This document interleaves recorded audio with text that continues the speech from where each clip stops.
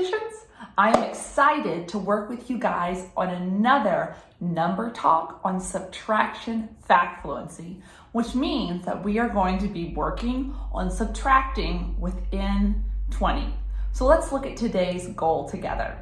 Our goal today says, I can use addition to solve subtraction problems. How would you rate yourself on that goal? Are you 1, maybe a little confused? That's okay if you are. A 2, you could do it with my help. A 3, you could do it independently. Or a 4, you could even teach someone how to use this strategy. Well, I will tell you that this is probably my favorite subtraction strategy because we spent so much time working on learning our addition facts, and now we get to use that hard work to solve subtraction problems. So the way that this is going to work is that the first time that we solve a problem, we are going to do it together. And I'm going to show you what I mean by using addition to solve subtraction, and then you're going to get to do it yourself for the next 3 problems. So let's go ahead and look at our first problem together. Our first problem says 15 minus 8 equals blank. So if I were to use addition to solve this subtraction problem, I would ask myself, 8 plus what equals 15? Is that addition fact in your bank of facts? If it is, you would be able to right away know what 8 plus blank equals 15. So if you know what it is, go ahead and say your answer on the other side. But listen, even if you don't know the answer to that right away, one thing that you can do is still use addition to solve this problem by getting to a 10. You know, I had a student who used to say, Miss Brown, counting backwards to a 10 is really hard, but counting forwards is so much easier. So let's do this together. If I were to use addition to solve this problem, I would first want to get to a friendly number, to 10. So let's say 8 plus what gets me to 10? Are you thinking about that? 8 plus what gets me to 10? 2. So I'm going to put my 2 in here. So now that I'm at 10, remember, I'm trying to get to 15. So 10 plus what gets me to 15? Do you know the answer? I can look in my ones place. 8 plus 5 gets me to 15. So where is your answer? It's in your boxes. 2 plus 5 is 7. So if 8 plus 7 equals 15, then 15 minus 8 equals 7.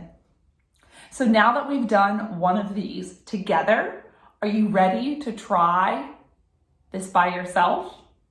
So listen, it's great if you know other strategies to be able to solve subtraction problems, but when you work the problem that I'm about to put up here, I do want you to try to use addition to solve subtraction, since that's the strategy that we're working on. So our next problem is 11 minus 2 equals blank. So go ahead and hit pause and try to use addition to solve this subtraction problem. Are you back with me? Now that you've tried it by yourself, let's work it together. So if I'm using addition to solve subtraction, what I'm going to do is turn this around. And I'm going to say 2 plus what equals 11. And it's possible that that was in your bank of facts and you could just put a number into that box. But if not, that's okay. We can still add up to a 10. So I'm going to start at 2 and I'm going to say 2 plus what gets me to 10. 2 plus what gets me to 10? 8. So I'm going to put an 8 in here. And then now that I'm at my 10, I'm trying to get to 11. So I'm going to say 10 plus what gets me to 11. And now that I'm at my 10, I can just look at my one spot to help me out. 10 plus 1 gets me to 11. So look, I put boxes around the numbers that I was adding on to help me keep track of my thinking. So look in your boxes. What's your answer? 9. 2 plus 9 equals 11. So 11 minus 2 equals 9. Are you guys ready to try this strategy just 2 more times? If you give me just a quick moment, I'm going to spin this around so that we have some more room. And then we can do this 2 more times. So the next problem that I want you to solve is 13 minus 6. So go ahead and hit pause and use addition to solve subtraction.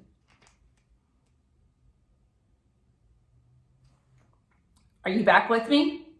Now that you've done it by yourself, let's do it together. Remember, if I'm using addition to solve subtraction, I'm going to turn this around into an addition problem. 6 plus what equals 13? So I'm going to start at 6. And remember, I'm always trying to get to that friendly number 10.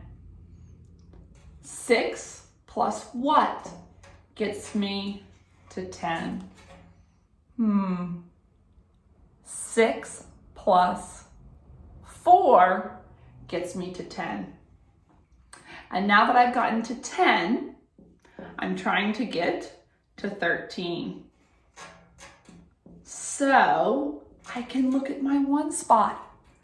10 plus what gets me to 13? 3. Do you see where your answer is? It's in the boxes because I was working on keeping track of my thinking. And 4 plus 3 equals 7.